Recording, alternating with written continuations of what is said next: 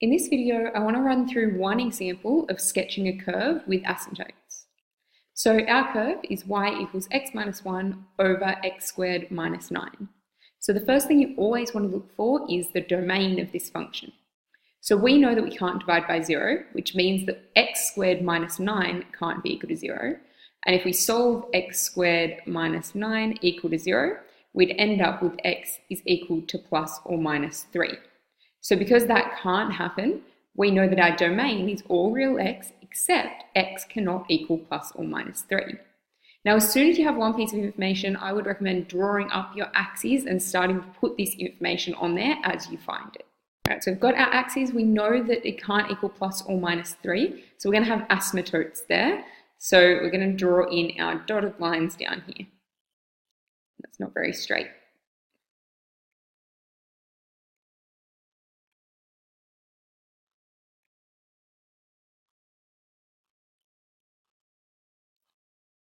Okay, so at the moment we've divided our number plane into 3 separate regions. The next thing I'm going to check for is symmetry. So if we call this f of x instead of y, to check for symmetry, I'm going to find f of minus x. So that would be minus x minus 1 over minus x squared minus 9. And minus x squared is just the same as x squared. So we'd have minus x minus 1 over x squared minus 9. And because that's not back at the original function and we can't just pull a negative out the front, that means there is not odd or even symmetry, so it's neither. So that doesn't particularly help us in this case. Then I'm going to find my intercepts. So I'm going to find my x-intercept by setting y equal to 0. So I'd have 0 equals x minus 1 over x squared minus 9. Now the only way that can happen is if the numerator is 0, so that would have to mean that x is equal to 1. So we've got an x-intercept of 1, so I know my curve's going to pass through this point here. Now to find my y-intercept, I'm going to set x equal to 0. So I'd have y is equal to minus 1 in the numerator over minus 9 in the denominator. So I just have 1 over 9, so that's going to be down here somewhere. All right, so I've got 2 points that my curve passes through, but that's not really enough information yet. What I'm going to do now is I'm going to see what happens to my curve as x approaches infinity and as x approaches negative infinity. So that means I'm going to take limits. So I'm going to look at the limit as x approaches infinity first, so going up to the really large numbers. So I'm going to take the limit as x approaches infinity of this function. So we've got x minus 1 over x squared minus 9. So that's going to be equal to the limit as x approaches infinity. Now when we're doing limits to infinity, we're going to divide everything, every single term, by the highest power of x in the denominator. So that's my x squared. So I'm going to go x divided by x squared, which would give me 1 on x. I'm going to have 1 divided by x squared, which would be 1 on x squared. Then I'm going to have x squared divided by x squared, which is 1, minus 9 over x squared. Now, as we take the limit to infinity, all 3 of these terms are going to go to 0, which means I'm going to end up with 0 over 1, or just 0. So we know it's going to approach 0, so it's like there's an asymptote along this section here, but we need to know whether it's going to approach 0 from above or whether it's going to approach 0 from below. So to do that, we need to think about what happens when we substitute in really, really big numbers into here.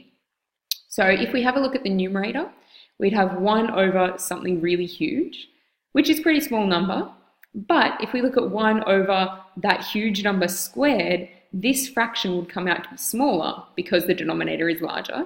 So we're going some number minus a number that's smaller than it, so the numerator would be positive.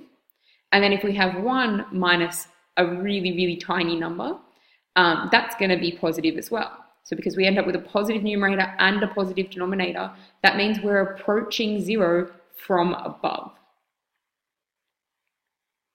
So that means my curve's going to come down this direction. I also want to have a look at what happens over towards negative infinity. So the limit as x approaches negative infinity of this same function. So we have x minus 1 over x squared minus 9. We're going to go through that exact same process. So I'm not going to write the whole thing out, but we would end up with 0 again. Now, if we have a look at what happens when we're thinking about putting negative infinity in here for x's, or a really, really big negative number, we need to think about what's happening in here, whether they're going to be positives or negatives. So 1 over a really big negative number, this section here would be negative. But when we square a negative number, we still get a positive answer.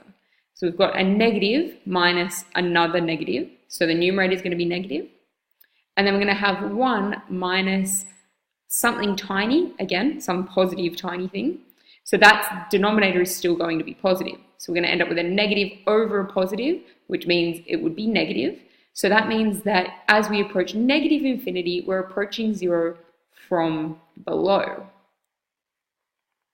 So it's like there's an asymptote there as well. So you could draw the asymptote across the whole way along, but it is actually going to cut through the middle. In this middle region, we're going to cut through that y equals 0 line. So I'm just going to draw it on the ends. So we can kind of tell what's going to happen in these corners. We're going to have a curve coming down here and one coming up here. So those bits are kind of looking like hyperbolas. But we need to figure out what's happening in the middle as well.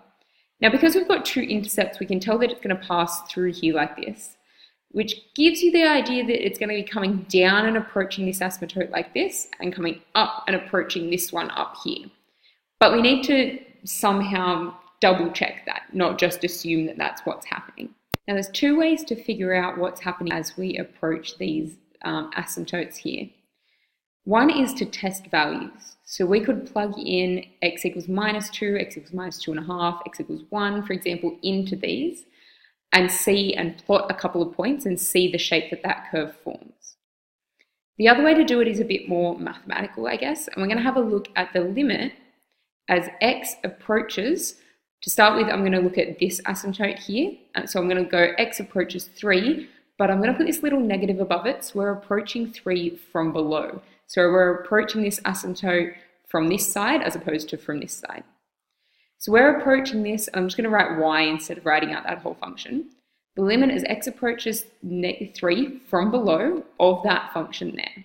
And we need to think about what's going to happen. So if we're thinking about as x approaches 3, we're thinking about numbers like 2, 2.5, 2.9, and getting closer and closer and closer to 3. And what's going to happen to the value of this function?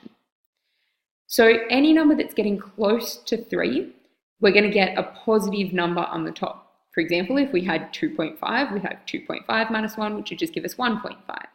So because we're approaching 3, this will give us a positive number on the top. If we have a look at the bottom, the only way that denominator can be positive is if the x squared term is greater than 9. But because we're approaching 3 from below, we're looking at numbers that are less than 3, incredibly close to 3, but still less than 3. So this denominator is always going to come out to be negative. So we're going to have a positive number over a negative number, which means that our limit is going to be negative. So we can put that there. And then if we have a think about it, as this gets closer and closer to 3, this denominator value is going to get closer and closer to 0. So that means we're going to be dividing a number in the numerator by something really, really close to 0, which is going to give us a larger and larger and larger number for that whole value of the fraction. So that means that the limit as x approaches 3 from below is going to be minus infinity. So that means our curve is going to come down this direction. Now we can go through that same process. We could do the limit as x approaches minus 3. And because we're coming towards it from the right, we're going to approach minus 3 from above. And that's where we're approaching y. And we can look through that same process and we can see that we're going to end up approaching positive infinity. So it's going to take off this direction. So if we have a look at that, if we put a minus 3 in here, well, not minus 3 because it can't be exactly, but if we put minus 2.9 or 2.8 or something in here, we're going to end up with a negative in the numerator. The denominator situation is going to be the same as when we were something looking like 3. So the limit as x approaches 3. So we're going to end up with a negative number over another negative number, which would give us a positive infinity. So then we can go through and sketch our curve. We could also check, and that's gone the wrong direction, we could also check the limits as x approaches 3 from above. So we could look at what happens as we move towards this side. and we'd see that it takes off towards infinity.